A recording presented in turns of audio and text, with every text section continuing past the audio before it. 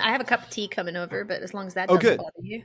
No, not at all. No, No that's great. self-respecting Irish woman can talk to another person on the phone without a cup of tea. No, that makes sense. Well, I want to hear about that. And are you in Austin right now? I am. I'm in Austin, Texas, where it is Okay. unseasonably well. I mean, in recent years it gets cold like this, but it's chilly. We haven't had quite the winter storm they expected, thank goodness. Yeah, I did my PhD at Texas A&M, so not too far from there. And Hmm. we actually weirdly had a few snowstorms while I was there. We had the big Texas freeze in I think it was like February of 21, where just all the power went out and everything. So It yeah, was wild. it was crazy. So can you uh, what are you doing in Austin, Texas? I know you teach at Baylor. I know that you are Irish. There's a lot to talk about. I want to talk about your work. I want to talk about your sort of film and TV background. So there's so much, but let's start with where you are now and how you got there. Yeah. So I came to the US after I graduated high school with my dad's job. And I ended up going to college in America and to grad school in America, and then took a job over here, became a professor. And I never intended to move into the film and media world, but I got really interested in storytelling early on in my PhD work, but looking at it from a more philological and philosophical perspective, in the origins of storytelling. And then slowly, as you follow that sort of course over time, I think I was sort of on this collision course with being interested in storytelling in general. And a lot of my work had bearing on what makes stories sticky in terms of like what makes people tell them, why do they stay with us, why do we transmit them over time. So I was actually invited to come and help do some troubleshooting on some feature films at first, and eventually it was an executive on a backlot who told me like, why are you not doing more of this? So I went back to a program at UCLA and studied screenwriting, came out of there. um, in another sort of twist of fate, somebody I knew for years who was a PBS producer had been trying to track me down and get me to work on a show with them. And I always said, no, no, no, I don't do that. Like I teach like literature and philosophy and theology, great book stuff. But they never gave up. And after I got out of UCLA, they had a film that was unscripted. I hadn't worked in unscripted yet. And they had a film that wasn't landing and needed more shooting. And they said, do you think you could do what you do for these troubleshoots for the feature films for this documentary? And I did. And long story short, that's where it all took off from there. That project ended up going out on PBS and being nominated for an Emmy. And the phone started ringing. Rumors swirl. A lot of people said for a long time, oh, she's not in academia anymore. I mean, people talk instead of picking up the phone, to call to you. And the reality is, at every invitation I've been given to leave university life, I haven't taken it. I'm really committed to working with my students and to the life of the mind and thinking through big questions. And I don't think that has to be incompatible with being a creative and making things that go out into culture as well. That's great. So I saw that you went to Auburn. Yeah, I So did. is that War Eagle. where? There you go. Yeah, SEC. I'll support that. Yeah. So is that where your interest in storytelling in an academic way started, or what sent you to Auburn, and what were you focusing on there? It's so funny because nobody ever asks me these questions, and only really close friends know that I started out studying engineering as an undergraduate. So I went to Georgia Tech for about a year, and just over a year. And at the time, maybe I would have stayed if they had the humanities programs that you can pursue with Emory nowadays, but they didn't have them when I was there. And the dean of the engineering school at Auburn lived next door to my parents in Auburn, Alabama, who had moved there. My dad had moved to take over as CEO of the Uniworld Goodrich plant that Michelin had acquired. And he said, well, why doesn't she come to Auburn? She can do like a master's in French or a double major in humanities. We'll figure it out. So I did. I headed down to Auburn my sophomore year, and I still was an engineering student. And it was in the last term of my junior year, so a little late, to make this decision, that I decided I don't know if I like engineering. And it turns out like I like engineering just fine, and I love math, but I wasn't really into statistics. I still say to this day, torture a statistic and it will tell you anything you want to hear. 50% can be one of two or 500 out of 1,000. There's a huge difference, right? So depends on your sample size, all that kind of stuff. I took one semester that year to just see if I was happier taking different classes. And I stumbled into pursuing philosophy with Dr. Kelly Jolie there. And by the next term, he had me signed up in graduate level, like course on the collected works of Aristotle, and I was presenting on like Entelechia and all kinds of things. And I was really fortunate because growing up in France, I'd learned to read Greek, so we did a directed readings in Greek as well, where I read Plato and Aristotle in Greek. Incredible mentorship with Kelly, who put up with my young self, and Dr. Brown there. And may he rest in peace, Rip Henkel's a professor in the French department. And I still thought, oh, I'm going to like go be a lawyer or something. And then I stayed an extra term. So I did like 4 years plus a term to graduate because I had to take all kinds of extra classes I hadn't taken as an engineering student. And I think that's really worth it. Like if you're into getting your education to learn rather than just a track to employment, it's really important to pursue. It's the time of your life you can pursue what you want to learn. So I did. And Rip Henkels found out that I planned on taking a year off after I graduated. And he asked me in the corridor, well, what are you going to do? And I said, well, I'm going to go teach skiing in Colorado. And he said, wait, like, come talk to me in my office. And this guy arranged with the College of Liberal Arts at Auburn for me to become a lecturer in French because I'd grown up in France and I was fluent in French, and I'd graduated with an undergrad degree in French, along with philosophy. I'd taken a bunch of master's classes, and the university said yes on one condition, that I enroll in a couple of graduate courses so that legally they could count me under being enrolled, right, and having over 18 hours in graduate credits. And flash forward, my first class, I lost my voice. I was terrified. I couldn't speak. I ran out of there after giving people my syllabus. I said it could never happen again. And by spring break, my 2 French courses had talked me to taking them to Paris for spring break, which I did. Like a crazy person working with the general counsel office. And that's how I fell in love with teaching. So really what's kept me in universities is working with undergraduates and graduate students who are passionate about learning. So Rip, like it was the last year, I think, that Princeton had paper application papers, which dates us, Jared, it dates us. And I went into his office and he slid like an application to graduate school across my desk. And I said, but I don't know if I want to go to graduate school.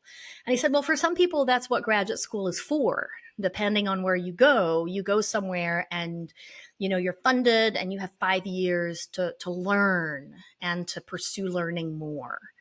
And I think it would be good for you. And that's how I ended up in a PhD, still not knowing if I'd become a professor after it. So for me, the whole life of academia has been about pursuing my own love of learning, of mentorship, of teaching. And storytelling really became a fixture. When I was studying at Princeton, I'd intended to go to write my dissertation on Michel de Montaigne, the 16th century philosopher, who says that he'd rather have people with well-made rather than well-filled heads. But I fell across the medievalists there. And he lulled me into medieval studies by sending me over to present to the Royal Palace in Spain at the end of my first year. And I got my first hands on my first old manuscripts. And I thought, this is amazing. Like, I can do this for a job. And that's where it all began, the birth of sort of Western storytelling, as people were preserving the old stories that were crumbling, right? And copying the first manuscripts. And I became a manuscript expert because of that. That was my entry point into storytelling. It's a crazy story. It's long, but that's the truth. No, that's amazing. And I'm wondering if you can sort of put yourself in your own mind back to where you were hmm thinking, okay, I'm going to transition out of engineering. Do you remember what was it about philosophy that grabbed you? Because if I'm advising someone to get into storytelling, I don't know if either engineering or philosophy or some of the other things that you hmm mentioned would be top of my list. So what was this sort of initial appeal about getting into that field? There was a couple of things converged, and I really credit my life and where I've gone in life with some just really great mentors who did not try to make me into who they were, and who saw it's something I really strive for myself when I'm advising people to help them figure out who they are and who they're becoming rather than go be like me. I think that's very dangerous. It's one of the reasons, probably, that we have such a mess in the academy worldwide in terms of flooding the field with people who don't even know that that's what they want to do. But they've invested so much time that they don't feel like they can get out, is one of the factors, right, affecting the higher education market at the moment for professorships. Um, for me, I'd been deeply dissatisfied in a statistics class. I liked coding a lot, and I've gone back to coding since then. But I was just generally unhappy with the type of engineering I'd been streamed into: corporate, quality control, industrial engineering. I do love optimizing a good system. I still do to this day. So I can see why people put me there. And I went to talk to an engineering advisor, and he was great. He said, Sarah Jane, he's the one who actually suggested I just take one term off, even if I graduated a term late, because by then I had in-state tuition and it was still reasonably low. And he said, what do you have to lose? Like, gamble with one term, go see if you're happy you're studying other stuff. And during that whole term that I had left, he said, I want you to realize that you're going to be working the way you work and the way you love to throw yourself into your work. If you're solving problems for an airline and trying to figure out how to get more planes to the gate and more people to their luggage and doing all these things, or whatever it is you're doing, you're probably going to work 80 hours a week, maybe 90 hours a week during your first 10 years. And these are the people you're going to be working with. And they're all great people. He's like, I think I'm a great person, but everybody has different interests. So go see if you have anything in common with these people. And I remember I took him at his word, and I did. And I went into my next engineering class that day, and I said to people sitting by to me, like, hey, like, have you seen any good movies lately? And they're like, what? Like, and I tried to strike up conversations, and I just realized that we had different interests. Maybe today that would change. We've reconverged, right? In the gaming industry and things like that, where storytellers and engineers meet. I love working with engineers. I just was thinking a little bit more outside the box and asking more questions. So I went back to see the professor, and he said, I think you're interested in why the bridge stands up. You ask a lot of why questions, or why the plane flies. But engineering is primarily interested in how to make sure it does stand up and how it does fly. And that's, you could think about theoretical physics, or you could think about going to interview some folks about classes where you ask big why questions. So I went on a tour. I interviewed like my accounting professor about why I should be a CPA. I interviewed all these different people. And I landed in Kelly Jolie's office, and I haven't spoken to him in years. So, like, shout out to all the philosophy people at Auburn. He said, well, you absolutely should not study philosophy unless you can't do anything else, because you're not going to be able to do anything with your life, like, if you do this. And I thought, oh, everybody else has promised me money and success and jobs. And I said, well, what will I get? And he's like, well, if you're lucky and you ask the right questions, you might learn how to be happy. And I thought, I want to give that a try, at least for a term. And I will admit that I did shed some tears learning as a young student to explain the difference between potentiality and actuality and the nature of the soul, and translating the de anima, which was a torturous experience. Um, but I think of that still when I read something like Thomas Aquinas's commentary on the De Anima today, right? It just whet my appetite for asking big questions about what it means to be human. And I didn't go to grad school in philosophy, mainly specifically because I decided at the time I like to ask those questions kind of the way even Plato does, say, in the Myth of Atlantis, by telling stories that point towards truth, like philosophy in action. And that's where my desire to rethink some of our modern storytelling practices came from, because I worry that many of the stories we spend our lives consuming today might not point us towards the right kinds of questions. I don't want to tell people what to think, but I want them to ask the right kinds of questions rather than imposing philosophies on people who become like passive receptors who coast along through life. There's a great danger with that in media. And I think more people like you and me and other philosophers need to think about those practical applications.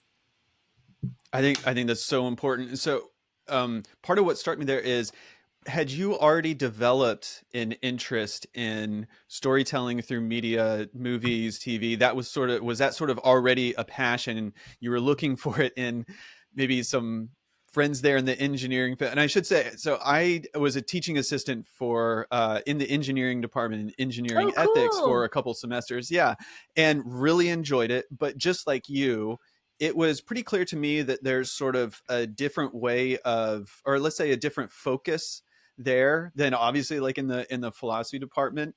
And so I quickly learned, okay, that's probably not going to square as well with my interest, even though I really was interested in a lot of the topics. So that I definitely appreciate what you said there. But going back to what you consumed at that point, were you starting to develop this interest in media generally, movies, TV, maybe music, I don't know, but did that Mm-hmm. start happening either high school, college, or how do you put it? I had a huge interest in live music in college, but I'd say I was a bookworm from I was like a kid. I didn't really read a lot of kids' books. I was determined to learn to read because when I was growing up, when I was like really little, my dad started reading The Hobbit to me, and then by the time my brother was born, we were in the Lord of the Rings, and I decided I was going to learn to read in order to read the last book of the trilogy by myself. Um, so I decided I needed some training wheels, and the first sort of adult book I read, I scanned the bookshelves at home, and I figured, well, this one's kind of short, and it has like cartoon animals on the cover. How hard can it be? That's the story of my life. I always say, how hard can it be? Well, the answer is usually it's not too hard. If you dedicate yourself to it and you take time, it might take you a decade to get there, but you can do it. So I read Animal Farm, and I won't say that I understood as much in it as I do today, but I was told that, my family asked me upon reading it, and I mean, I wasn't even 7 at this point. What do you think of Animal Farm? And apparently, what I said is the pigs are not very nice people. So I'd understood it was an allegory, right? I didn't have a word for it, but I can still see. I mean, it's wild how I can still see images imprinted in my mind. Ooh, Aristotle's Phantasmata at work. They're right here. Like I can see the writing on the wall and the pigs changing it every night and me being outraged. I think this helped form between that and carrying a ring of power to Mordor. I think is where I got my passion for social justice. But I can see them going in, and I know it's not right. They're changing the rules of engagement every night and misleading and coercing the animals to the point that it gets to that horrific scene that stays with me, where they drive the old horse off after they've determined the sanctity of life, right? And they're just retiring him, and he's off to the butchers. And that still disturbs me today. I understood all of that as a child. So I worry a good deal about why so much of society today thinks that like kids can't read books like this. I did. When we moved to France, I had to learn French. So I was reading a lot in French and went to school in France all through my teenage years. So I did English correspondence courses to keep up with English, and I discovered some great books that way.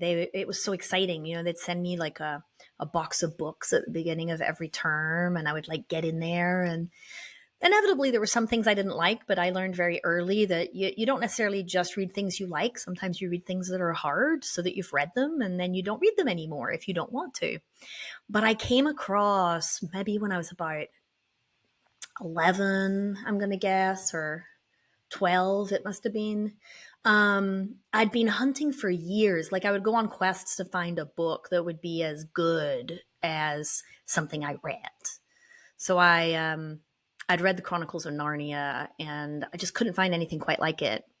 And this book was completely different, but I unpacked my correspondence course that term, had Susan Cooper's Oversea and Under Stone in it.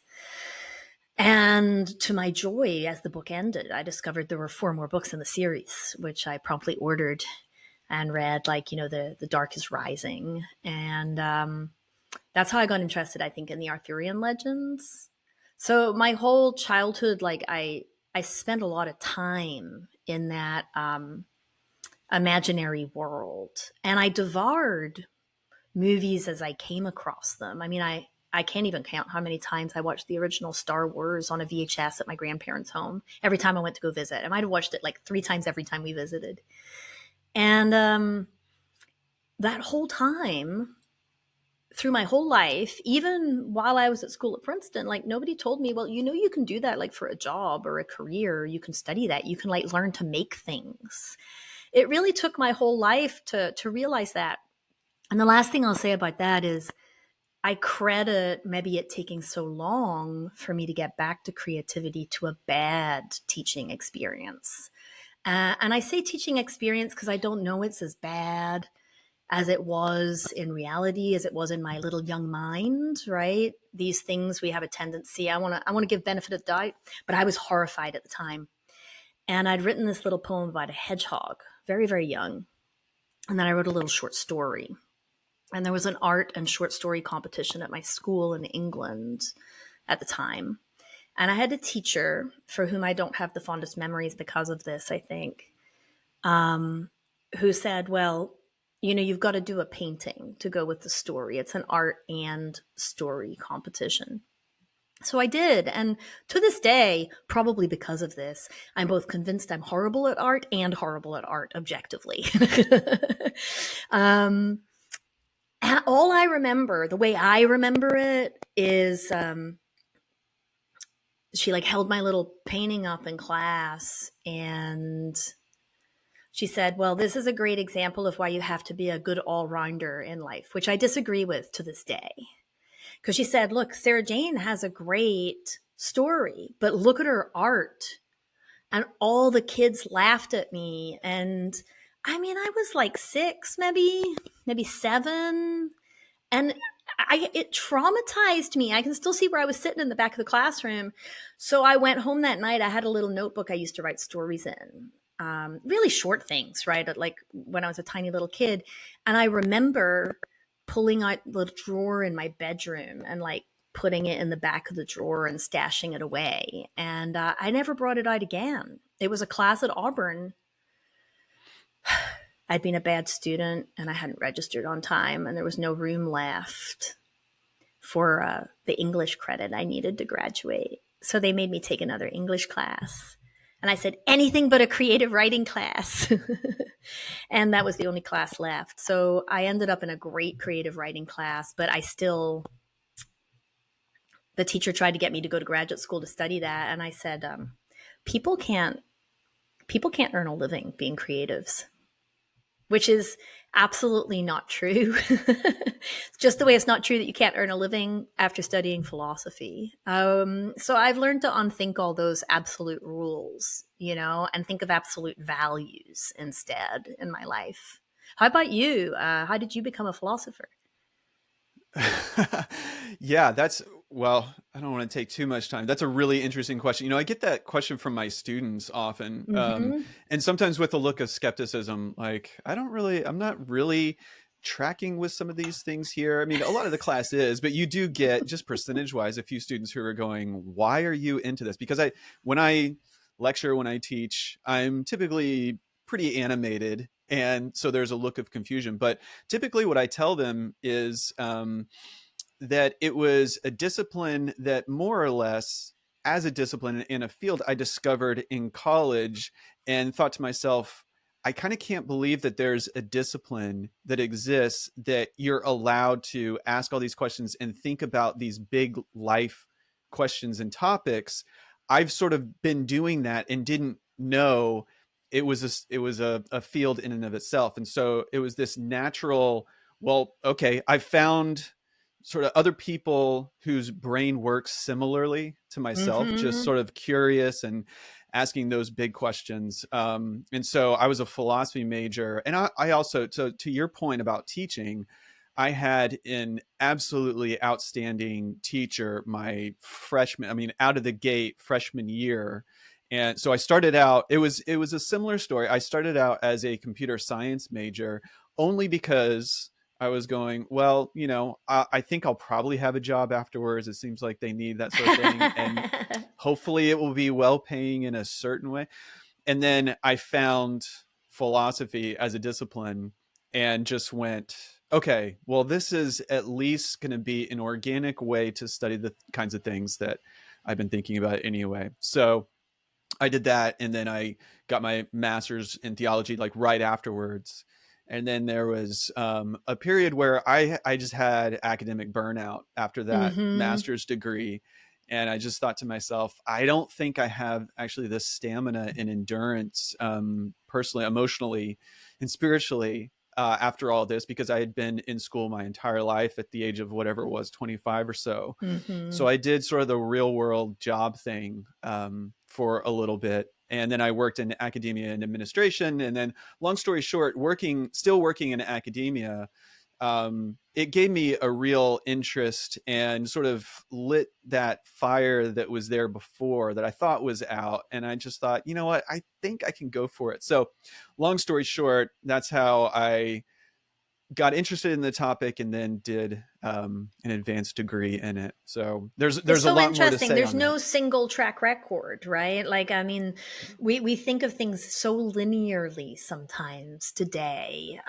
in the way we ingrain into the minds of young people how they figure out how they're going to spend the rest of your life.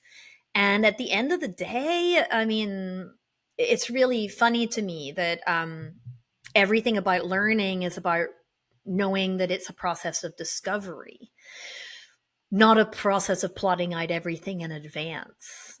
So I often find that interesting people doing interesting things have left that sort of servitude of the plan behind them. It's a plan of showing up to play and doing their best that they can give on that given day, without burning out and with all the circumstances swirling in the world around them, and to just chip away at that boulder over the very long game.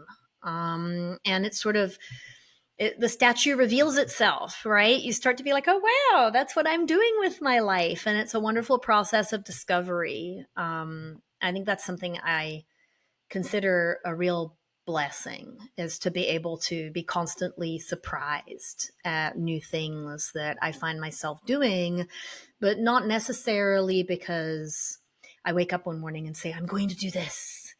You suddenly find yourself doing it and you're like, how the heck did that happen? How did I get here? By following what I felt called to do. It's a perhaps less traditional in the modern world way of looking at vocation and calling. But I suspect that for a very long time in the world, that process uncovering is very much the way it was, um, before people invented planners. Yeah, right. Well, to that point, so I was wondering as you mentioned it, I have two questions on this, but one Mm-hmm. is, do you think you would have gone down the same path if your mentor had not put a PhD application from Princeton in front of you, and two, he must have had quite a lot of confidence in you to select that school, and maybe there were others too. I don't know, but Hmm. and that No, it's says the a lot only about. graduate program I applied to. That's it. One. Yeah, it's like nuts, right? I mean, you'd never advise a student to this. Yeah, this is the only graduate school I applied to. I was like, he was like, Princeton's a great place. You would enjoy it. And I remember in the conversation the whole time I was thinking, I was like, well, I mean, I was really looking forward to skiing for a while or taking a little bit of time off, and it was feeling kind of good to me, you know?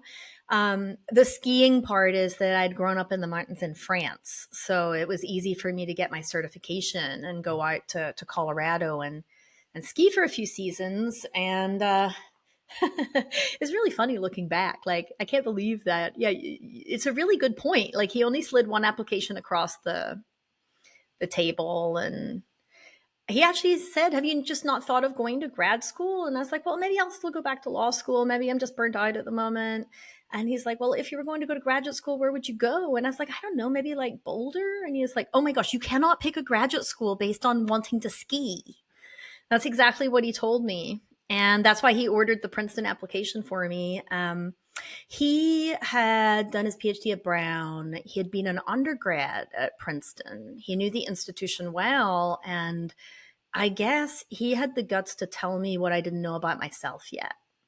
Um, it's a very unconventional application to graduate school story because Rip Henkels, what a great man! Like he gave me a copy of the letter of recommendation he wrote, and he came along the corridor like I had a little office, like a little cubby hole that they'd given me for the year and a half I was teaching. And I could hear him going dum da dum dum da dum dum da dum coming down the corridor. And they were all in cahoots, like Kelly, Jolie, and everybody. They're all in cahoots with this stuff because the philosophy department's on the other end of the corridor in the same building.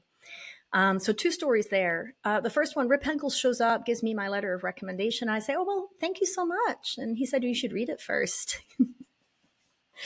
So I read it, and it's like really laudatory. And then it gets to the end, and he says, Sarah Jane Murray has not been pushed yet to her full potential, and I feel like she needs somewhere like Princeton to do it.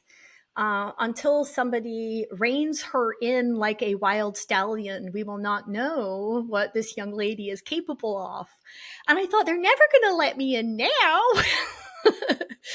And he's not wrong, but that was one of the first times I started to realize people accepting me for who I was and naming it and giving me the room to grow, rather than trying to force me into a box. And it's a space I really try to afford my students. It also, and collaborators, it also means like I don't shy away from big personalities or quiet personalities. I want to surround myself with people who are different from me. So I applied, and he had explained to me why I would enjoy it. And I thought, okay, well, I'll apply. And oh my goodness, I've never publicly told this story, but I'll tell it to you, Jared. All my students know this. I tell them not to stress too much over their application essay, but to really work hard on their writing sample. Because I wrote a really great essay under Rip's tutelage. I think I didn't go on and publish it. I probably should go back and do like a professor's revision of it now. It was on a Montaigne essay, but it was really strong. Looking back, it was just a standout, you know? And I'm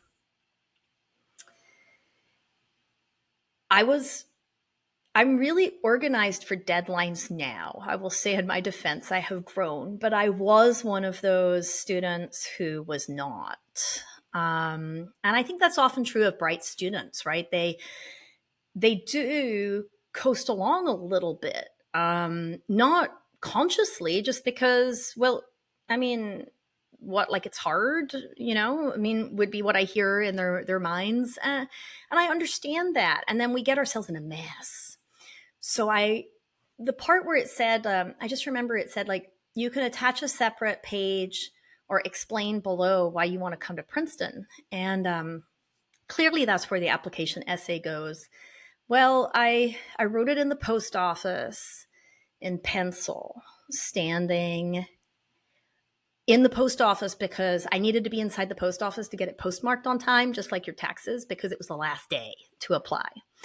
And I just said the truth. I said, I want to study Montaigne. Francois Rigolo is like the top expert in the world for reading Montaigne with. And I can't imagine going somewhere else to study with someone else. And that was like my application essay.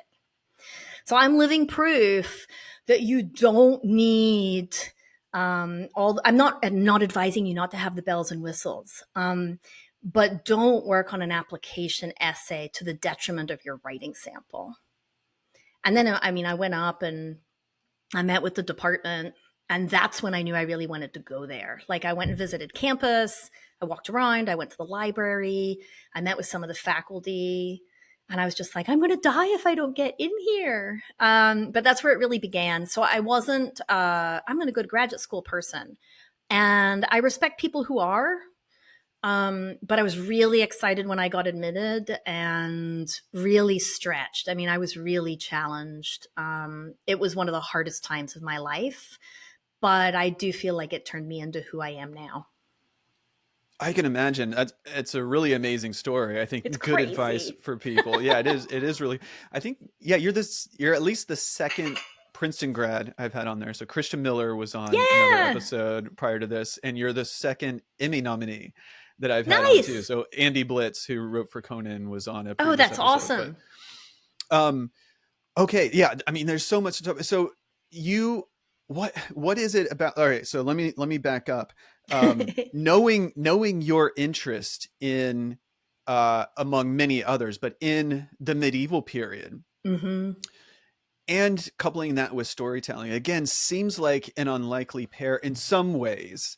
And that's just a surface level impression. Obviously, I know, Mm-hmm. how that interest developed, and obviously there's so much that you have successfully gleaned from that. But as you're looking back on your Princeton experience, what was it about the medieval period? So again, another unlikely sort of field. Philosophy seems like an unlikely field in some ways, and then the medieval period seems like kind of an unlikely field too. So what was it about the Mm-hmm. medieval period in particular that really grabbed you out of all the things that you could be focusing on? I was most definitely not going to be a medievalist when I went to Princeton. That's for sure. The real discussion was whether I was going to study the 20th century and merge it with like philosophy, or the 16th century with Montaigne and the whole humanist renaissance, with my interests in Latin and Greek. And every student in my program at Princeton, as a rite of passage, has to sit, much like a lot of classicists do, a general comprehensive examination in every century, including the Middle Ages. So during the first 2 years, when we take our coursework, you're, if not required, strongly urged to take a course in each of these areas of specialization to get a head start on your general's reading list, right? Which is really, really long, like hundreds of books. And I decided, against the advice of all the currently enrolled graduate students, that I would just get the medieval class out of the way my first term. I knew I didn't want to do it. And that's what brings us back to what, like, it's hard. Like, how hard can it be? Like, I can read Latin, I can read French. How hard can Old French be? Newsflash, as it turns out, exceedingly hard. It doesn't look like modern French, and it doesn't look at all like Latin. It's this weird, completely different there's many dialects. And what we call Old French, or Francien, is a sort of standardized dialect. I didn't know any of that, and I'd never seen a medieval manuscript in my life. So in I go for my first class with Carl D. Udy, who became my dissertation advisor. What an extraordinary man, who has also since passed away. May he rest in peace. And I'm terrified.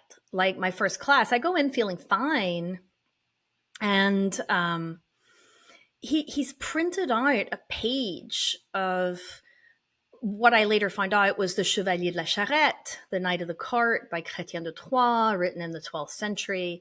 And it's just a manuscript page. And he gives it to all of us. There's only like 4 people in the class. And we're in his office at a big table in his office. And he's like, well, Miss Murray, why don't you go first? And I'm looking at this page in horror. Like, not only do I not know what the words say, I can't read the letters. I don't know manuscript hands. And everybody else in the class is a second year student who has some priming of some kind in medieval French and who's looking at me with great pity and compassion. And I just stare at it and I'm like, D, P, I'm not sure what that letter is. And then he just passes it to the next person and they're like, puisque Madame de Champagne. And they just start reading. And I think, oh, I am in trouble. I am in so much trouble. So this goes on. And I'm thinking, well, at least I've signed up for this class to learn how to speak this ancient dialect.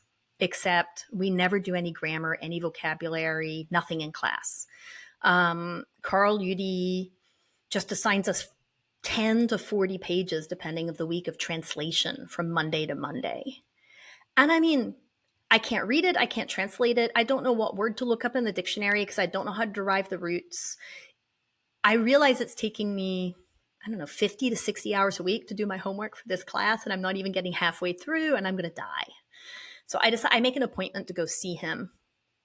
And he says, well, come back and see me at 4:15, after our 3-hour seminar gets out, and you'll get a 15-minute break. And Carl used to smoke like a chain smoker in his office, and it was like a cloud of cigarette smoke, and I'm allergic to cigarette smokes. And so his solution was he would open this tiny little window in East Pine and like sort of air it out and have a little fan sitting on front of it. And I went in there and he said, well, Miss Murray, what seems to be the problem? And I said, well, I can't do any of my homework. And tears were welling up in my eyes. And he just said, shh, shh, shh.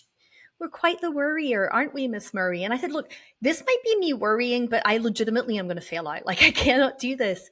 So Carl Udy sat there with a yellow notepad and from memory wrote call numbers from the library on the yellow legal pad, along with titles, grammar of Old French, lexicon of Old French, all these things. And he ripped it off and gave it to me. And he said, check out all these books, come back and see me in 8 weeks or so when you've finished them all. So I did. And I think I've always liked a challenge. And thank goodness I'd learned so many languages before. So I just worked through them all. And I came back, and this, I later found out from another professor, is kind of like a frequent test he did, like, how much do you want to, how badly do you want to learn? And I said, well, I finished all the books, but I have some questions. And he said, And that class ended up like being one of the courses I was most passionate about. I think, first of all, because I discovered how to read the language by working really hard outside of class. But also because I discovered there was this whole world behind and before the one I'd learned that was so much richer in rediscovering like ancient classical philosophy and transmitting new ideas and really the birth of theology as we think about it today. And reading these Arthurian legends or the Lays of Marie de France or great epic quests, it's all the stuff that Tolkien and Lewis taught, right? And read at Oxford and Cambridge. And I fell in love with it. And I was really lucky. I think Carl respected me doing the work to learn the language outside of class. That I took another course with him the next term. And by the end of that school year, my first year, the programmer, this is where engineering comes back. It's crazy. The programmer who was in charge of a digital humanities project, one of the first digital humanities projects called the Charette Project at Princeton, had just gotten a job at Catholic U. He was graduating. He was a 17th century scholar. And Carl Udy just told me, Peter got himself a job at Catholic U. He can't go present to the Royal Palace in Spain. You got 6 weeks to get up to date and 2 weeks to make the presentation if you want the gig. And I just said, I do want the gig. And that began a period of me traveling around the world with Carl and by myself and programming again and working with the research IT division and an incredible man who's now at UVA, Raf Alvarado, to build this humanities computing project. And I suddenly realized, wow, this is a world where my interests in computers and digitization was coming to the forefront, and storytelling and Latin and Greek, and everything I do converges here. And I just decided to give it my all. And I got to travel the world and read in collections from the Vatican to the British Museum, or the collections in Copenhagen, or the private collections of the King and Queen of Spain. I mean, I was 23 years old when I went to present to the Royal Palace and was given a free pass to any Patrimonio Nacional monument or collection in Spain. And by the time I went to Baylor, very early on, as I was publishing my first book, I was over at the Vatican Library and going back. I'd been there at Princeton. And I mean, it was just amazing. Like Giuseppe Felipe, the Pope's chief archaeologist, like took me on a tour of Tuscany and stuff. So the adventures I had doing this, or walking through a private viewing of the Sistine Chapel, or you name it, like the list just goes on and on. And that's how I fell in love with studying the ancient documents. And that's, I think, what drew me to the Middle Ages and to the very multidisciplinary nature of that time period. It didn't put me in a box, right? Okay, that's incredible. What an experience. Again, it strikes me that do how do you understand your or do you understand a tight relationship between your interest in storytelling and actually having a ton of stories to tell? I mean, you have such an international experience. Your education is a whole other world of a story. Yeah. Your interest in, film, movies, etc.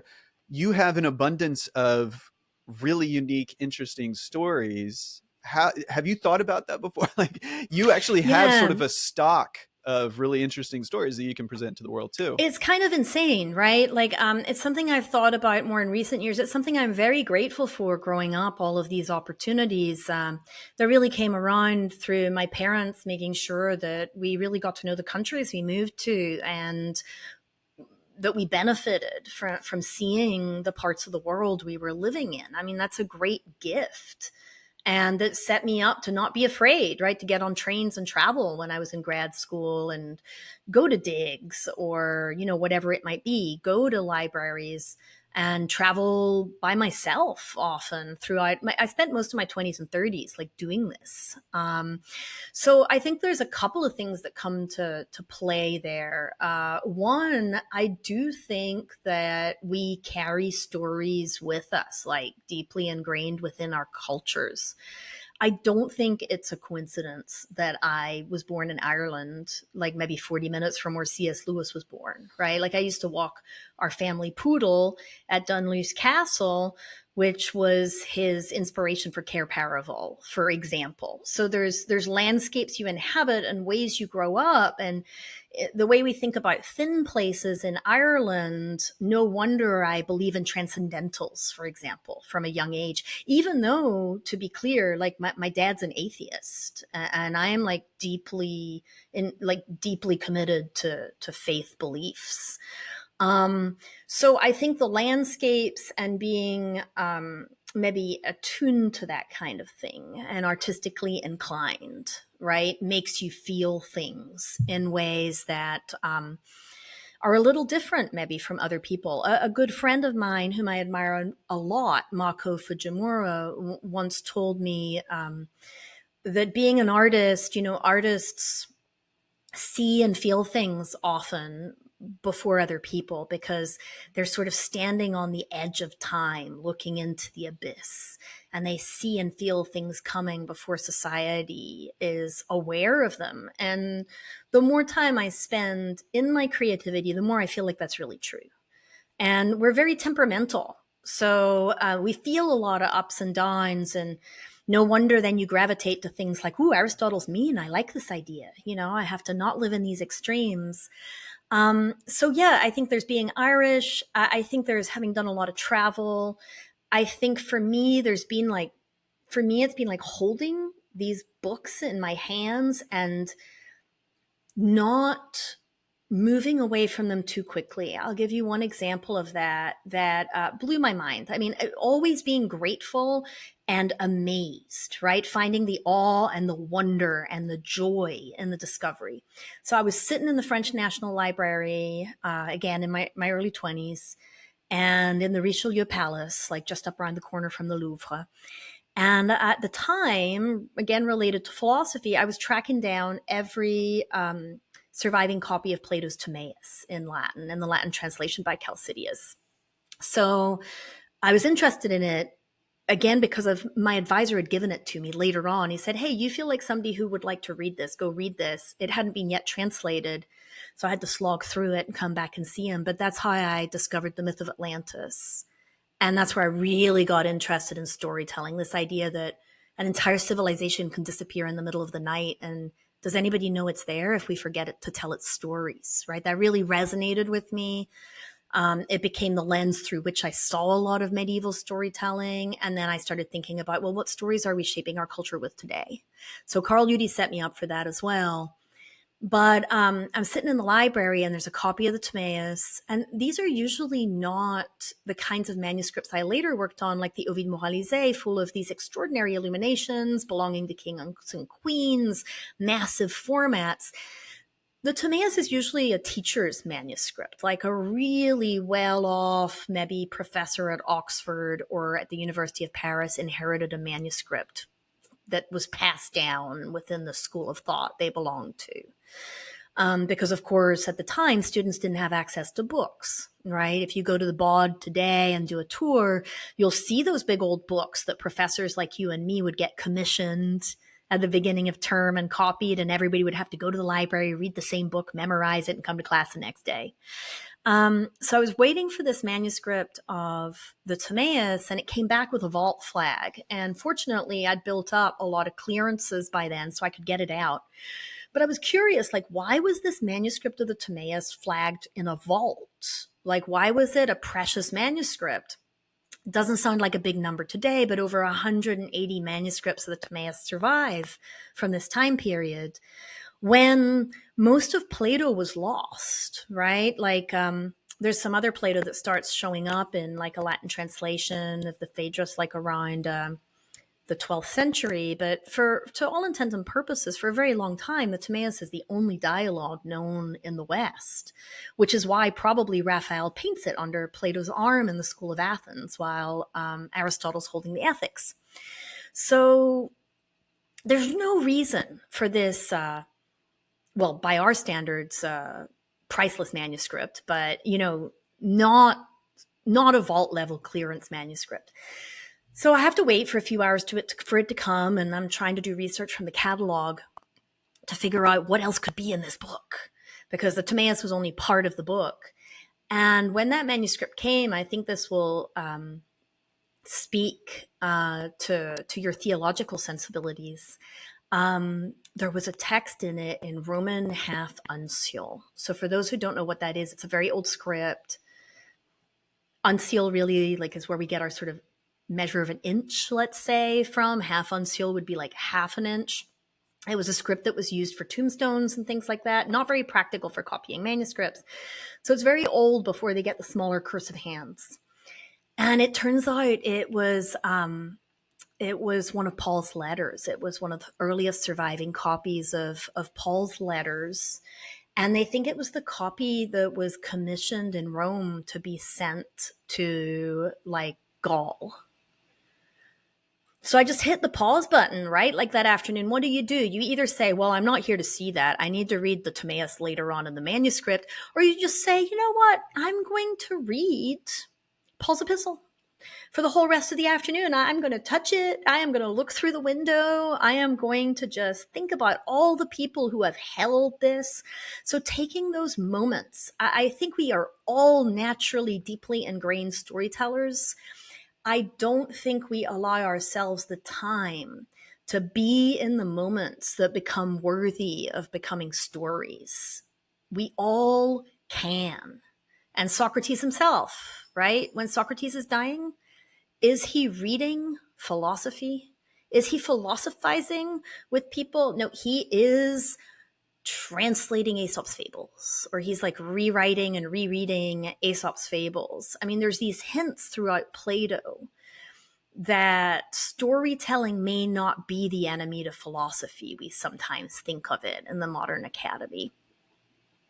That's absolutely fascinating. I So yeah, number of questions, of course. First one is, as I'm hearing these stories, again, you have so many experiences and you have such a rich sort of academic background, but that's not the totality of your story. You have all these experiences as well. But in terms of your academic experience, my question is, how much do you think just endurance plays a Mm-hmm. part in pursuing the life of the mind, whatever your field is, in sort of juxtaposition to a natural talent or smarts or however you want to label and think about that? What has been your experience, and how has endurance played a part in where you are today? You're spot on asking that. So I don't know that this is true. I mean, let's say all other conditions are the same. Like you've had, everybody's had the same leg up. We're all starting in the same place. Like we all maybe read Latin. We all, all these things are equal, or we don't, or we don't. We're all starting at the same place. I believe that endurance, or what I call the long game, the long term investment, it's just like compound interest in your bank account. I think endurance accounts for coupled with encouragement. This I actually know from studies, right? There's studies about how 80% of people's success is people telling them they can do it, because then they believe they can do it and they stick with it when the going gets tough. It's what Seth Godin might say helps you get across the dip, right? When enthusiasm wanes over time. So I personally, there are perhaps studies that will prove me wrong here, and I'm always eager to learn more.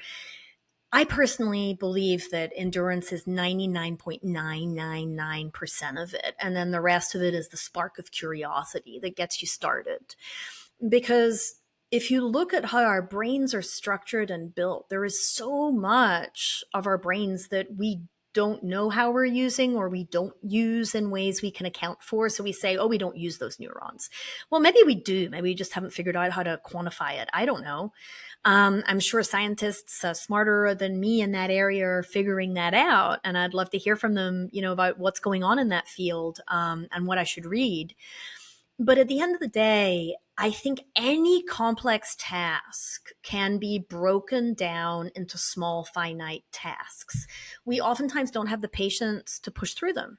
So sometimes in life, I feel like I've received comments, certainly not suggesting that's what's going on here today at all, but where people will just say, "Oh well, but that just comes easy to you." I'm like, no, like you missed. Let's take the Ovid translation, 10 years. Like I almost gave up on that so many times because, again, Matthew and I and the rest of the team kind of thought, well, we learned how to read this in school. How hard can it be? Oh, well, newsflash and catch, this translation of an ancient Ovidian text that we decided to set out on is actually written in a different dialect for which there was no standardized dictionary.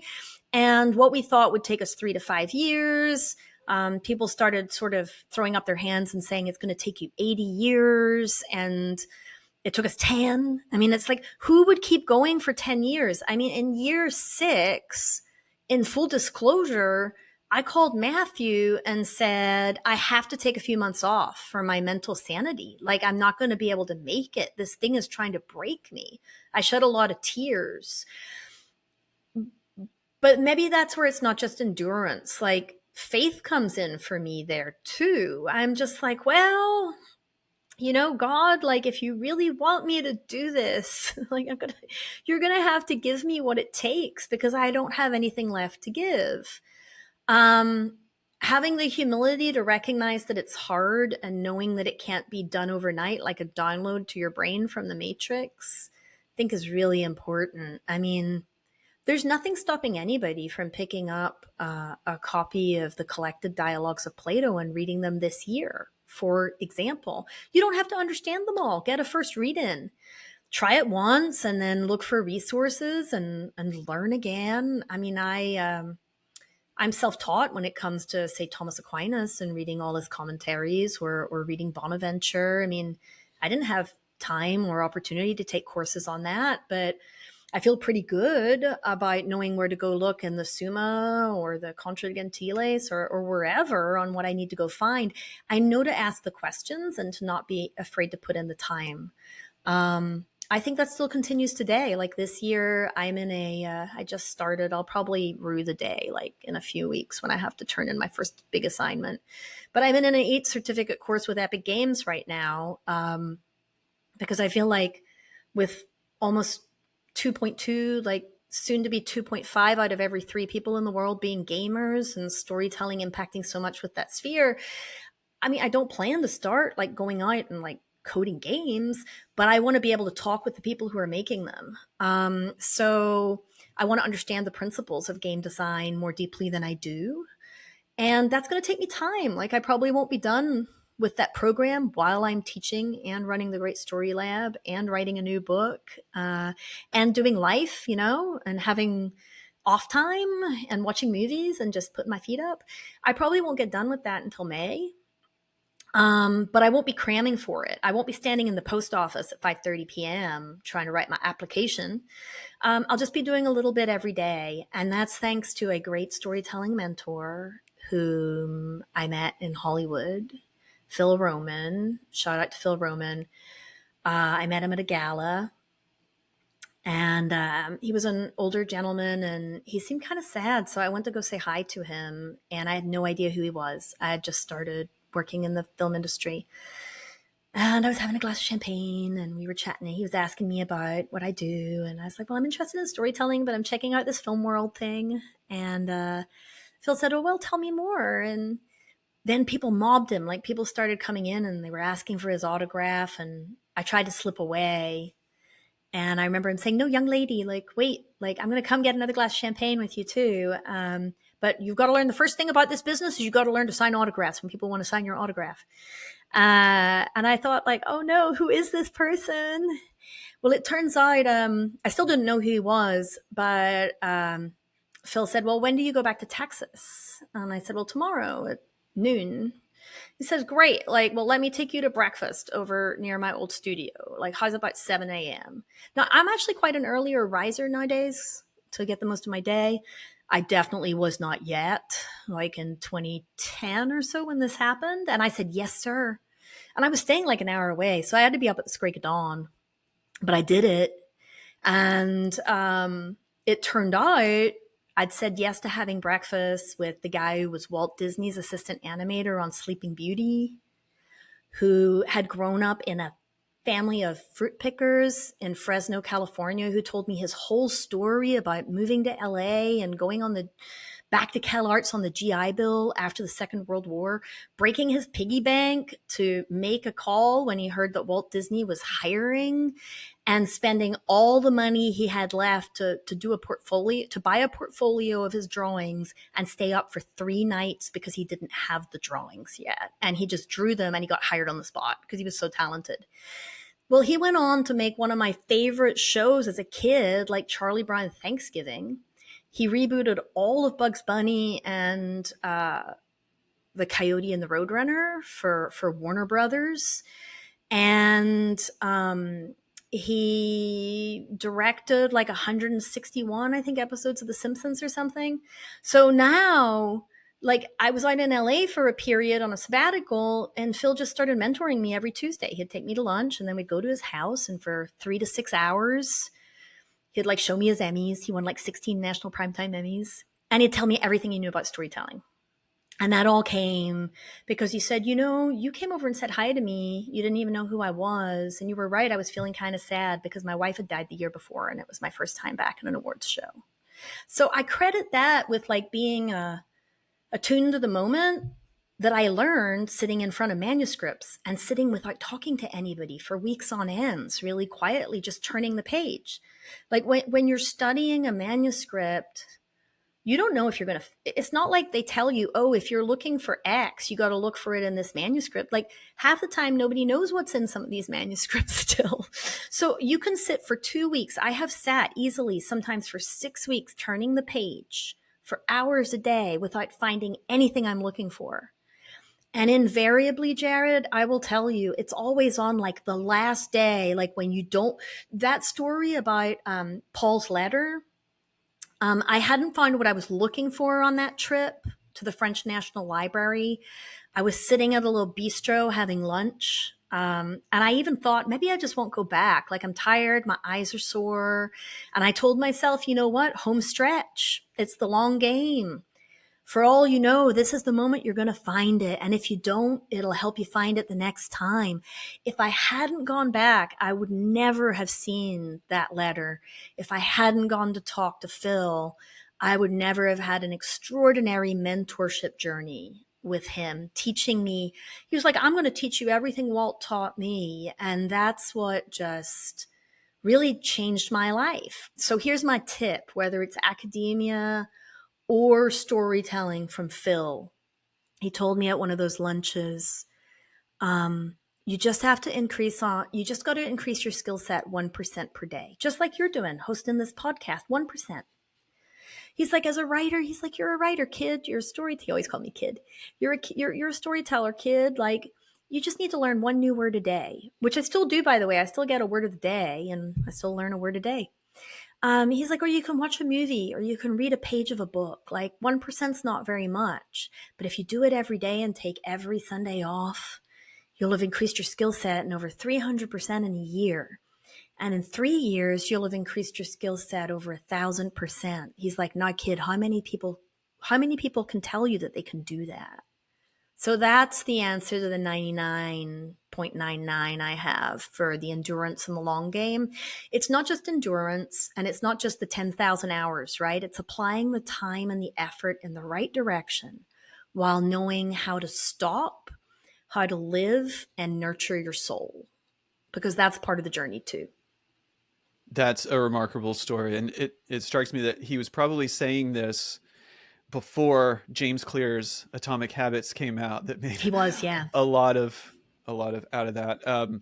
I want to pause too on that number, 10 years Yeah. spending time where, can you tell us the origin story of that work? What got you involved in that? And I mean, I would imagine that there are few people who would have the knowledge, skill set, experience, etc., who are able to do that sort of thing. What made you say, okay, I want to take on this project and likely spend a good chunk of my life doing this for years? This is why you should never say what like it's hard. I guess How so. hard can it be? I mean, Yeah. and that's where it sort of began. No, this is actually, if anybody's to blame, it's another great mentor, the late Bob Fagles, who translated the Iliad, the Odyssey, and the Aeneid for Penguin. So my first year at Baylor, fresh out of grad school, Bob came down to give a talk, which was a great blessing. And he was really interested in meeting my students and spent time with them. In fact, the great thing about Bob is he never lost his joy of just interacting with young people. You know, he spent hours not just like signing their books after his talk, but just chatting with them, being like, well, what do you think? What's your favorite episodes? I mean, we must have been there like 3.5 hours beyond the talk. And I remember them all saying it was like, this is one of the best days of my life, you know? And so Bob and I spent some time, and I asked him, well, you know, I was still calling him Professor Fagles at the time. And he's like, you got to call me Bob now, you've graduated. But I was like, well, Professor Fagles, like, how do you know when you're going to translate something? And he said, we were sitting on a bench. So I was like sitting here and he was sitting there, and we're both sort of staring forward and not looking at each other as we speak, you know, one of those like intellectual conversations where you're sort of staring off into space. And he said, you know, Sarah Jane, you don't really pick to translate something. It picks you. And I said, well, what do you mean by that? And he's like, well, he's like, honestly, he's like, it's probably going to happen to you given your interests. You know, you like, you like read and speak these languages, and you're interested in stories, and you're interested in, at the time I hadn't started working in film yet, but he knew my interest in storytelling and in the Middle Ages and stuff. And I was thinking, oh, there's no way I'm going to do this. I said, no. He's like, one's going to come for you. And he's like, here's how you will know. It will latch on and never let go. And for a few years, you will say no, no. Just like Luke Skywalker, right? In all great stories, you're like, no, no, no, no, no. Like, Luke wants to go to the rebellion when Star Wars starts. He's like so mad that all his friends are going to the academy and his uncle Owen won't let him go. But as soon as he gets a lightsaber and finds out from old Obi-Wan Kenobi that there are plans that need to go to be taken to Alderaan, he's like, I can't go. The harvest is coming in. My uncle needs me. Where is this guy who doesn't want to work on the farm at the beginning of Star Wars? We all resist the call. So he's like, you'll say no. And he's like, and it will start to drive you mad. And I thought, well, this is like, hopefully this never happens. No, he's like, well, you'll wake up every morning and it'll be like, it'll be gnawing at your soul that you're supposed to translate it. And he's like, I know this hasn't happened to you yet, so you don't believe me. But when it happens, just remember I told you this. That means it picked you. And I thought, you know what? I really appreciate this quirkiness. And like, I never knew that this is how Bob Fagel started translating the Odyssey, right? Like, how amazing, or the Iliad, like how amazing to find this out. Well, I got a call. Oh my gosh. I got a call sitting in my office, and I'm tenure track. You know what that means. Like, you're so excited for opportunities because it's really hard to earn tenure, and it's a big push. So I got this call from the University of Paris 3, the Sorbonne Nouvelle, saying, hey, it's the Center for Medieval Studies. We love your work on Ovid in the Middle Ages. I've done some stuff on the 12th century. Do you want to come and give a talk in our distinguished lecture series this year? And I was like, oui, but yes, thank you. And they're like, well, you can tell us a topic in a few weeks. And I was like, that's great. So they call me back in a few weeks, and they're like, hello, Professor Murray. And I was like, yes.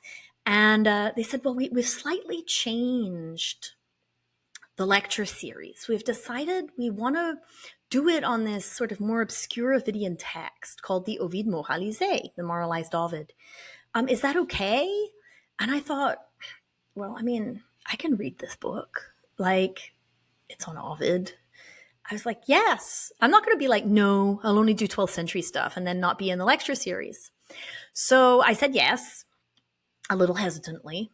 And then they asked, well, would you like to go in December or May? Those are the dates we have left. And I said, May, May of next year, because I had a sabbatical coming up, and I just decided I'll prep for it on my sabbatical. So I get on the computer as soon as I get off the phone to go and get the book at the library, which we don't have. So I'm looking for how to order it on interlibrary loan. And I'm like, where are the translations of this book? There has to be a modern French translation. I mean, at least there has to be a modern German one. No, there's nothing. Like, there is nothing. And it turns out I have just said yes to presenting on a 15-book book. And when I say 15 books, I don't mean like Boethius. I mean 15 books the size of Dante's Inferno. This text is 5 times longer than the Divine Comedy. So I spend the entire year just reading the book, and a little bit of time seeing some of the manuscripts of it. There's one in New York, and I had a chance to visit some of the manuscripts in France as well, like before my presentation. And I give my presentation, and it's a big affair in France. You give like an hour and 20-minute lecture, and then there's like 90 minutes Q&A. So you have to be really well prepared. And I am. And then like somebody said, well, how do you know like all these cross references across these different books? And I said, well, because, I made a note of it as I read them all. And there was this big collective gasp across the room. They were like, you read the whole thing? And the head of the center there said, you really need to do something with this, because you and a few other people have read this whole thing, but it's really long. It's notoriously complex. Sometimes sentences run on for like 72 lines. No lie. It's all in verse. And I decided to write a book about it. And then 6 months into trying to write a book on it, I realized I was writing about a book that nobody could read. And I started to have like this anxiety about that. And then it started happening. Just like Bob said, I mean, it was uncanny. Every day I woke up and it was like Alice in Wonderland. It was like, translate me. And I was like, no, I will not translate you. So that talk was in 2007 and right on schedule, as Bob said. I said no for 3 years. And then I made a bet that I thought I wouldn't win. I said, well, I'll apply for this NEH grant to help support the translation project. And if we get it, which the percentages are really low of a chance that we would get it, then I'll translate it. And if not, I am absolved. And we won the grant in 2011. And suddenly I was like, oh no, I have to translate this thing. But it is really important. I mean, it's probably how Dante read Ovid. It's definitely how Chaucer read Ovid. Shakespeare is influenced by him. It really transforms everything we know about how Ovid was read in the Middle Ages and how he was allegorized, not saying he was a Christian author, but saying here's the lessons we can take out of moral philosophy from Ovid. And as we translated it, we realized the author of the Ovid Moralisé, whoever they were, had clearly read all of Thomas Aquinas and Bonaventure, or maybe even attended their lectures at the University of Paris. So the job of translating the Ovid became, I mean, I did many things during that 10 years. I went to San Diego State with Mark Wheeler and did an NEH summer seminar on the complete works of Aristotle. I had to revisit Aristotle. I had to reread and read a lot anew. Like I had to read the collected works of Thomas Aquinas, all of Bonaventure. I mean, it took me 4 years just to read the books I had to read to do the translation. So it became this giant journey. And I cried a lot. Like, it's not like I was happy about this at first. But my co-translator, Matthew Boyd, Dr. Matthew Boyd at Fairleigh Dickinson University, Matthew and I were friends at Princeton. I have to give him a big shout out here. Like, we always said that as long as neither one of us gave up on the same day, we'd be okay. And we just got on Zoom every day for years. Like during the pandemic is how we finished it. It was like Groundhog Day. We were on Zoom through the pandemic every day, usually for at least 12 hours, if not 14. Looking back, it's a huge blessing, but I won't say there's not at least 70 times I was ready to give up. So I learned a lot about just having the humility when you think a project is going to break you and you find something that you can't finish, to just have the humility to keep going and to try to steward it a little bit every day. And I think that's changed me for life. I don't think there's anything I'm afraid to take on now, not out of hubris, but more out of this idea that Bob said, which is that if something comes to find you, you've got to trust that if it's your calling, you will be given the tools and the patience and the endurance to see it through, as long as you don't do it for personal success or glory or recognition, because you need to be doing it because you care about doing the thing. And my greatest hope now, and gradually joy as people are doing this, is that now we have like all these, medieval philosophers and theologians and people functioning in other languages who couldn't read the Ovid, who are going to be able to just springboard into a whole new area of research, because we were willing to really labor and suffer through that. So it feels worthwhile in that sense. It's a remarkable achievement. I mean, congratulations on Oh, thank completing you. this It tried to absolutely kill me. massive. It sounds like, I mean, 10 years. Yeah, just sit back. Like you said, in year 6, which you were Mm-hmm. just over halfway done at that point, you hit a point. Mm-hmm. And was it during this time as well that you did the couple TED Talks? It was, yeah.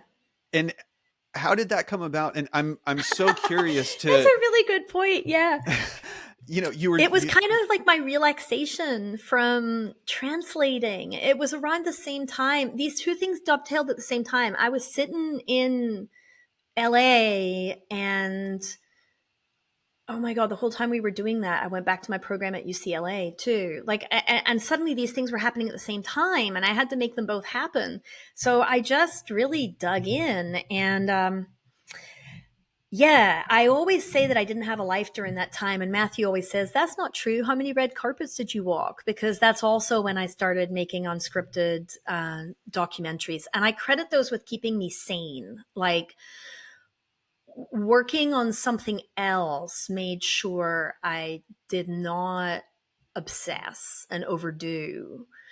It was one thing for us to work like 12, 14 hours a day on the revisions and the stuff over the last 3 years, really from 2019 to 2022. But in the early years, we confronted a choice, really. We could publish a translation that would not take account of the philosophy and theology of the time, and it would be our best approximation, or maybe hubristically, pridefully, would be like, this is the translation, who cares about that? Or we could just put ourselves on a reading schedule and be humble and just say, this is going to take a lot longer. So, yeah, I would take my books everywhere. I remember, like, when I never told any of my friends in film that I was working on this because I didn't think anybody could understand. And it was such a burden, and I didn't want to talk about it when I wasn't working on it.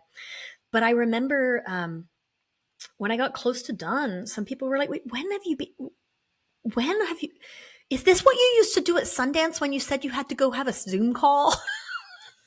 And I was like, yes, that's what I used to do early in the morning. At film festivals and stuff. So Matthew and I just stuck to it as religiously as possible, except for when we were taking a break. I mean, Courtney, who works with me now, is the co-founder of the Great Story Lab, was my assistant at the time. And she would try so hard. She'd be like, so you told me we needed to get the Ovid back on the schedule this week, and we'd be driving somewhere, and I'd just start crying. And she'd say, I'll ask you next week.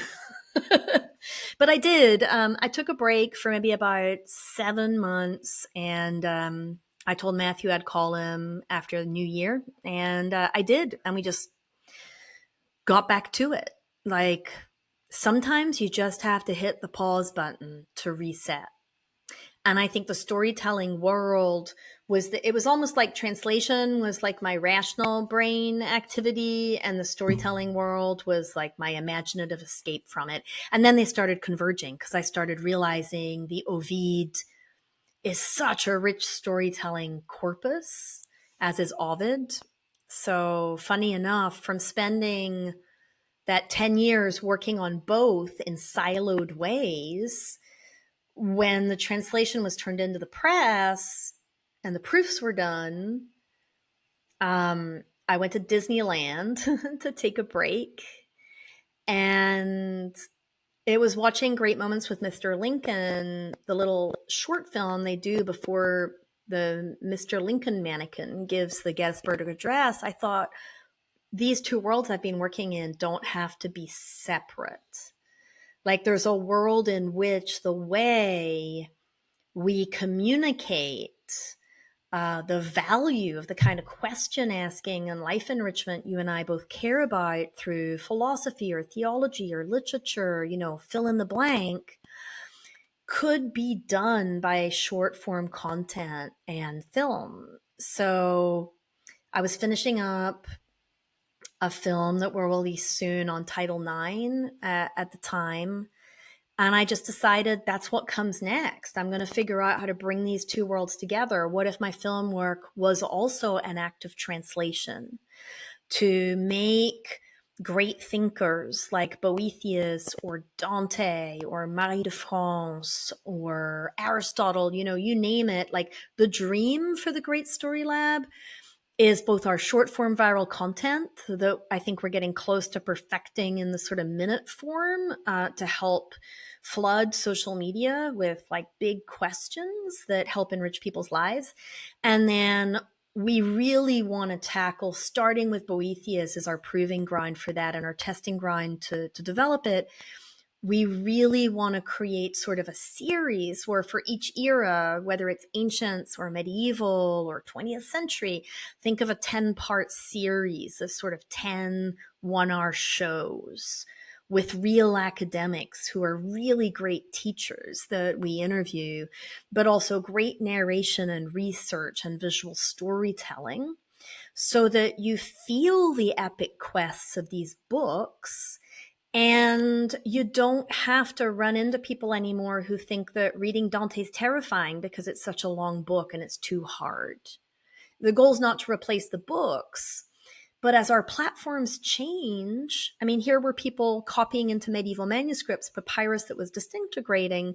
The printing press is staying around. I mean, I hate it when I read headlines about this new generation not reading anymore. It's not true. They're reading more than every other generation that is alive today. They're outreading us all on books. And that's why book talk is such a big thing. So the goal is not to replace books. The goal is to spark new conversations that get people reading the books in the first place. And, you know, when the television came out, one of the first reviews in a journal in Chicago was, "It's never going to catch on. It's un-American. People will never sit around their living rooms watching this box." So when in academia today, we're like, oh, digital formats, online stuff, it's not real learning. Well, when the world is spending, for better or worse, and I think this can be for worse, over 13 hours per day consuming media, if we want to have conversations about why ethically and morally it's not a good idea to do that, and you're having them offline only, how are the people who are spending the 13 hours a day online going to find the conversations and unplug in the first place? So we need to move with the platforms. Books that did not get printed on the printing press, I mean, you probably can't name 20 of them because we forgot about them. Books that don't get talked about, whether it be on podcasts with you or in short form content through the great Story Lab. We want to build some VR projects for Dante. I mean, these books won't be around in the same way 300 years from now if we don't think about what the new form of translation looks like. Uh, that's so important. There's a sense in which you're doing a service by marketing some of these works, right? Letting people know that there's some important works out there, Mm-hmm. obviously, in a way to meet them where they already are in whatever kind of media format that is. I wonder if do you have time for a couple questions? Absolutely, yeah. Okay, Sorry, I want I to know be respectful of your time. I've been giving you long answers. I try usually to give short answers, but you've asked me such great questions. They make me think about lots of things. So thank you. Oh, well, of course. Yeah, they're big questions too, partially because there's so much in your experience. But I want to ask about what sorts of lessons you've learned from how you market and Mm. make these sources, this material, appealing to someone who isn't already interested in them. And clearly that aligns with, that's part of the whole project of what I'm doing, part of it, not all of it. And and others have attempted that same sort of thing. I mean, I can think of, you know, a previous guest, Parker Sedekase, and he has a podcast kind of similar to this. He interviews philosophers and that sort of thing. And it's always this frustration in a way of how do we get this important, and when you're sort of jazzed about it and you're going, hey, I think about these big life questions, and you put it out there and it just gets, you know, Hmm. it lands with a thud. It seems like you all have overcome that in many ways. And so what have been some of the principles and lessons that you've learned in interacting with the source material that in any other format almost the average person isn't going to automatically pick up? Yeah, that's a great question. So I got really interested during my early years in film. I had the good fortune of also getting really interested in short form viral content, and giving a lot of talks about that and studying a lot about that. So I've got great news for you. First of all, like neuroscientists today can prove that everything Aristotle thought in the Poetics is true, kind of. It's like wild. So this whole idea of beginning, middles, and ends, very important, right? 3-part structures, the very simple things like that. Well, we think about that even when we're creating a 1-minute format, right? If you go to Dante Minutes, for example, that's our little series where it sounds impossible. At first, we thought, oh, we're going to make 10-minute videos or 12-minute videos for each of the canti of the Divine Comedy. And these things are great. And when students actually watch them, or some of our earlier work that's 12 minutes long, that kind of stuff, people say, oh, this is great. It's so interesting. It's like a short film. You have to have a vested audience today to already watch that, right? So your conversion rates are not going to be really high. If you're converting like somebody doing a full watch at 13%, that's actually really high for that. So that posed a question of, well, if people aren't already invested or they're not going there because it's being assigned for class, like what will grab people and cause people to convert to going to buy the book and reading it? And we were just testing all this out. So the fun thing about testing things is you try things, they don't work, and then you try more things, you rapid prototype, and you look for the formats that work. But you can also look at the market research. And one way to know the market research is to follow what big brands are doing, because they are paying a lot. Like Coca-Cola alone pays more than like big companies like IBM and Apple and stuff. The last time I checked a few years ago, it was more than them combined on their market research every year, which is why they have the strongest name brand recognition in the world. So I'll give you an example of that. If I say to you or anybody listening, well, draw me a picture of the Coca-Cola logo. You might be like, I can't draw that, but you know what? You know what it looks like, don't you? You have the name brand recognition. Like a philosopher would say, that phantasma is like right there in your mind. So that's what you're looking for. When people hear like Dante Minutes, they're like, that's that 1-minute thing about Dante. We did not start out like that. We talked to one of our advisors who's a great marketer, and they just very gently nudged us. They said, have you thought about experimenting with 1-minute formats? And I said, frankly, no. Tell me more. And this is something for you to think about with like takeaways from your podcast as well, Jared.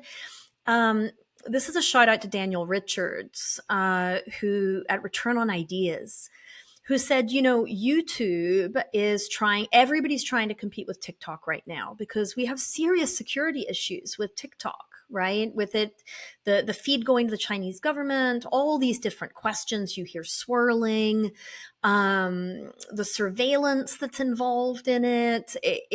On the surface, it's this epic social media tool, but it has some pretty nefarious downsides. So there's a high likelihood that at some point that's going to reach like a breaking point. And even if it didn't, every other format, like Meta bringing in Facebook Reels at, I think there's this 59 seconds and below. YouTube Shorts started at 1 minute, 60 seconds, and now has expanded to 3 minutes. These companies are doing pushes, but they're also doing pushes to make this content more competitive against places like TikTok, which is a platform I didn't want to release content on for some of the reasons I've mentioned. So what does it mean that they're making a bid to compete with somebody like TikTok? What it means is you're kind of getting free promotion at the moment when you create content. If you create content that's good and that resonates with people, Coco Chanel, please be quiet. Mommy's on a podcast. Sorry, that is my dog, Coco Chanel. She apparently sees a UPS man, which, if you're a dog, is like, whoa, like this is the highlight of your day. So YouTube is pushing that content because it helps them. Twitter's pushing that content. Everybody's pushing that content. And I said, well, it doesn't hurt to try. So we tried. And at first we tried with a few things like, well, what is character or what is this? And they did really well metrics wise. And it was Courtney, in fact, who came to me and said, hey, years ago, you were going to make this Dante content. We never got to it with the pandemic. Why don't we launch this 60-second format? Can you figure out how to write it? Can you figure out a beginning, middle, and end and a take-home lesson for a canto in 59 seconds or less. And I thought, ooh, well, I do like a challenge. And this seemed really hard. But this is where the screenwriting comes in, right? Screenwriters, I'd done a lot of work in advertising over the years to test out short form content. How do you write that? And the secret sauce is remembering that you don't have to spend 1 minute to get a whole canto. You could release 30 1 minute pieces on a single canto. You just need each one to be a great story. So we experimented with it, and it has been extraordinary to watch the metrics on that. I mean, we're a nonprofit and we love sharing and uplifting other creators, and Daniel tipped us off. So to give you an idea of the metrics, I mean, we're looking at like these massive, if it's presented to somebody randomly in their feed, like over 70 and sometimes over 80% of people are choosing to click on it. But once they do, they watch it 98 to 99% of runtime, which is everything but the credit that we include at the end of it. But for most of them, the average runtime is 167 to 250%. Like they watch it 2 to 3 times. If you work in advertising, you know, like this is the dream. This is what you throw millions of dollars at. We're operating on a $0 budget as we start the Great Story Lab. We are going to be aggressively seeking philanthropy funding and grants, but these are our proof of concepts. So any creators out there who are wanting to take serious content and make it stick so that people go to your longer stuff, I cannot recommend enough 59-second or less content right now. That is where it is at. It's what brings people back. It activates people. We have people send us photos of the book they're buying, and it gets them interested in watching something longer. So as a result, when we launch the Boethius feature film trailer, that'll be a 60-minute show that we intend for PBS, probably around 55 to 56 minutes because of the soundtrack that we want to adopt. When we launched it, like within under 48 hours, it had like 100,000 views on social media with no advertising, like nothing. And I haven't been able to get that to happen like for films I've made for like Netflix, you know? So when people say, well, people just aren't interested in this content, I think it's not true. I think people are hungry for mindful, provocative, real, meaty content. And, you know, we're just slowly plodding along. I think we'll probably pass on the new YouTube channel for the Great Story Lab about our first 150,000 views this week. But here's the crazy thing. If you still don't believe in the 1 minute content, and I don't need to make an argument for why you can do it in 1 minute, because you can go watch the videos and see, oh, I actually did learn a lot about Dante in that 1 minute, because it's visual. The visuals don't have to be the same thing you're hearing. Remember that Walt Disney always said, like, things need to play with the volume turned off. That's a lesson I learned from Phil Roman. If you can't turn the volume off and understand what the story is, your visual storytelling isn't working. So we apply all of those design principles and Imagineering when we design these tiny little minutes. And we're happy to consult, by the way. Courtney will be going on maternity leave. She's about to have a little girl. We do have content ready to roll out for her to take a great maternity leave for the next few months. I'm really proud of us for doing that and for putting families first.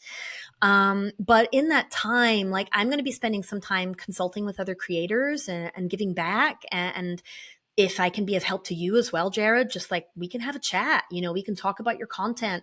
We're looking to roll out partnerships, to co-write grants together, to work with other universities so that we can flood the airwaves with great content and lift up other creators. Those 1 minute videos, by the time we released the 8th one, we looked at the metrics. There was under 8 minutes of playtime. I think it was about 7 minutes something. And it had already been watched over 2,200 hours,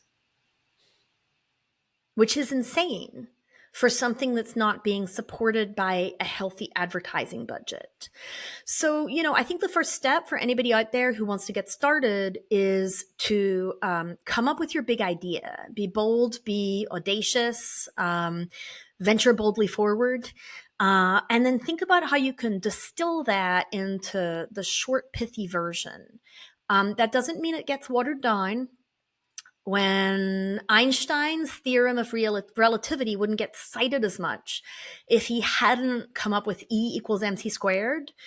If you saw the math that E represents, or that M represents, or that C represents, it's like a nightmare for anybody who doesn't like math.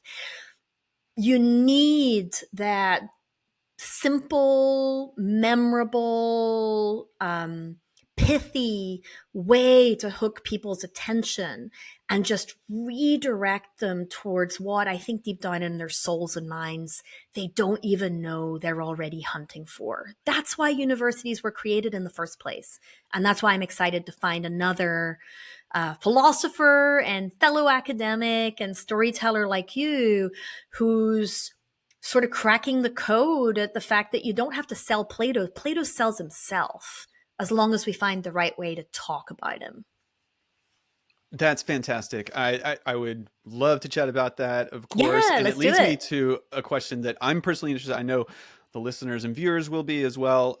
What is in the pipeline for you? You mentioned a few things, but what Mm-hmm. can we look for from you? I'm Oh, sure thank there you are a for number of asking. categories. Yeah. Yes, I am. So a few things, like for anybody who's tuning in from Europe thinking it's horrible that the Ovid Moralisé is being translated into modern English but not modern French, there's an amazing French team working on that, and we connected with them last year, and Matthew and I have been assigned books 2 through 6. So there'll be a 15-book translation releasing one book at a time of the Ovid Moralisé into the first French modern translation. And we're really excited to be working with the European team on that. So that's the academic side of things. I am working on my first new book after the translation project. I don't know what it'll eventually be because it has to fall into the hands of a very capable agent who approached me after my first TED Talks. And I told her at the time, I can't take anything on right now because I'm working on this infernal translation project. And she was the most patient person in the world. She waited years for me to get back to her and enthusiastically picked me right back up when we reconnected. So I've been working on a proposal for her, and it's tentatively entitled right now Meaningful Realities. Um, I have a hunch that in our debates about whether truth and happiness can be found, in physical realities or online ones, is it offline or offline, physical or virtual, all these divides we make, like, what if we had it all wrong? What if the deciding factor isn't that, but what's meaningful and what's not? So meaningful stories are something I've been thinking about for years. I connect them to these principles I call the 3 M's. I think they're memorable, they're moral, and they motivate us to grow. And I'm writing a book tracing back to the origins of storytelling with like stargazing, the advent of writing and the printing press, all the way through gaming and emerging technologies today. Um, I think that there's this fear of technology right now, and what we should be afraid of is unethical technology. But, writing was once a technology. Like, people were afraid of writing. They said that we should not learn to write. So I'm going to trace all of that sort of through history, looking at how storytelling and technology have always been partners. And what does that mean for us now as we stand on the threshold of the new sort of artificial intelligence storytelling revolution? So I'm really excited about that project. That's what I'll spend most of 2025 on, I hope and think. The Great Story Lab is expanding the Boethius project. You can check that out. Our Dante minutes drop every Friday. But we do plan on having more authors on the horizon soon and re-releasing our early Ovid content recut. The biggest thing in our film stuff, the Title IX film will be coming about. That's a film sort of trying to look at how we can depolarize. And I realize in reading it now, like what Adam Grant says about thinking again about sticky issues, having nuance in our thinking. We traveled the country for about a year during the anniversary year of Title IX to talk to people on both sides of the issues, not just experts. We hosted small cohorts of university students and recent graduates. And it looks at why maybe it would be better, instead of pitting these two worlds against each other, to want to live in a world where when anybody comes forward and saying something bad has happened to them, we want to take it seriously enough to have an investigation. And we all care enough about our constitutional rights to make sure that there's due process for everybody involved. That seems like a no-brainer for me. It's gotten divided into two camps. I want to steward people who are possible victims really well.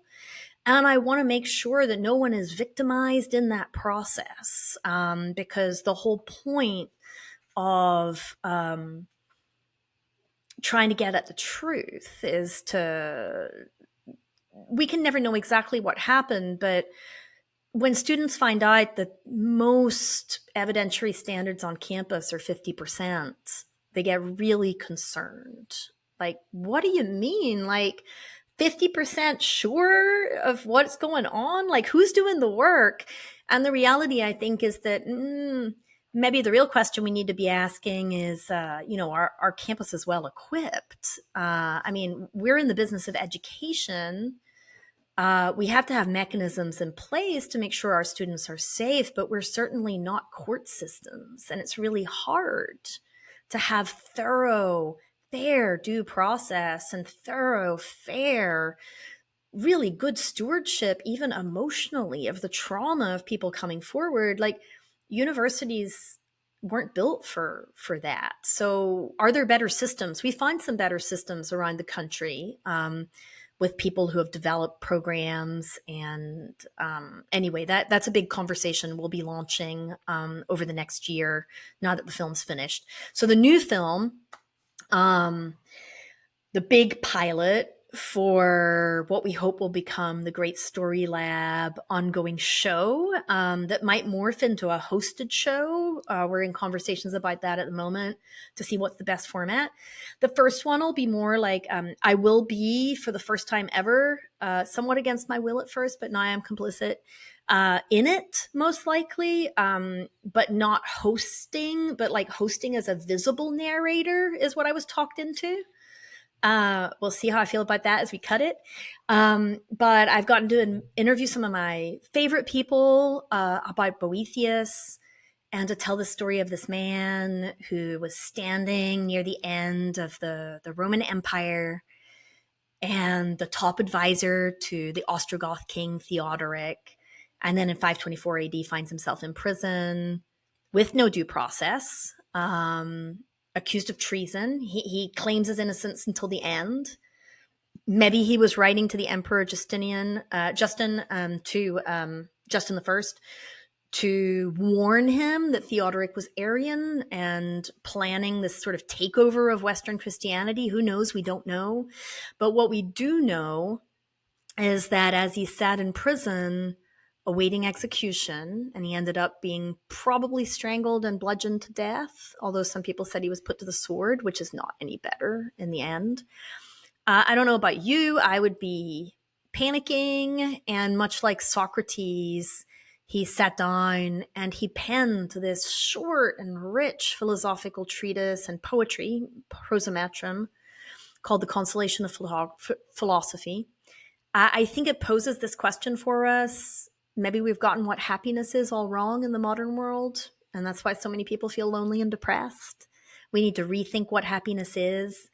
And it's a twofold project. One is to bring those questions to the public and tell this beautiful, visually appealing and amazing music, film. I'll let you in a little secret. I'm trying to edit it and set it to Mozart's Requiem. It's never been done, so we don't know if we can pull it off, but I feel really called to try. So we're trying and working with a composer to fill in gaps. So that's why it's taking us a little bit of time. But yeah, we want to bring that to the general public, start a conversation, host some dinners, empower people to host dinners in their homes, in their schools, in their churches, in their communities, to talk about what it means to be happy looking forward in the 21st century. We hope to bring lots of partners on board for that. We hope you'll be part of that, Jared. I'm sure we could host some conversations together.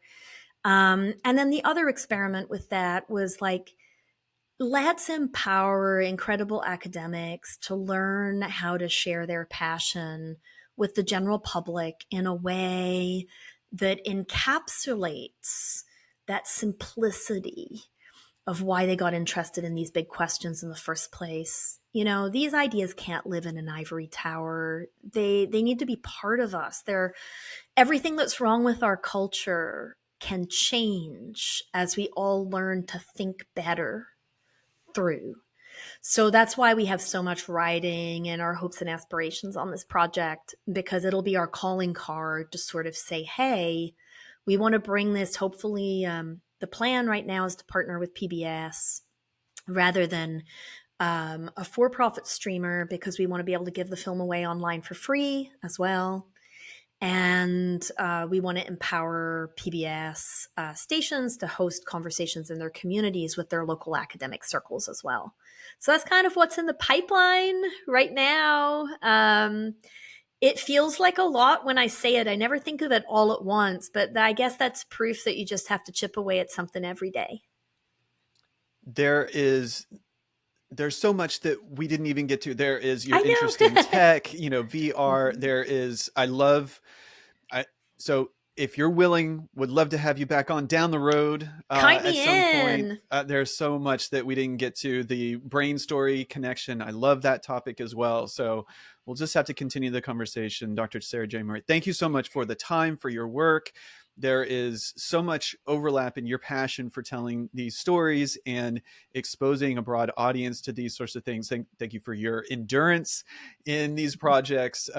It's great to be on sort of the consumer side and just watch this happening. So really appreciative of your work, and it's been a blast talking to you. Thanks, Jared. It's been such a pleasure. It's been so great to connect with you. And, before you know it, we're going to have you doing some great Story Lab videos about some of your favorite philosophers. We're always recruiting fellow academics. So I know you have a good mic. I'm sure we can make some things happen. If you're willing to write it, because I think you'd Yeah, be I 100 am. times better than I would, then I'd be willing to do it. But that'd be so fun. We can co write it. Okay, I'm in. Consider me in. Let's do Thank you it. so We'll much. follow up. Yeah, well, I'm sending you a big hug and just, as a last word of encouragement to anybody out there who's thinking, man, I've been like just feeling that spark, but I never follow it. It is never too late to start. If you're a Finding Nemo fan, I find that, you just get lifted up into that East Australian current. And they always say that, a great time to plant a tree was 100 years ago, but the second best time is right now today. It's never too late and it's never too early. So have a great day. You too. Thank you again. Thank you.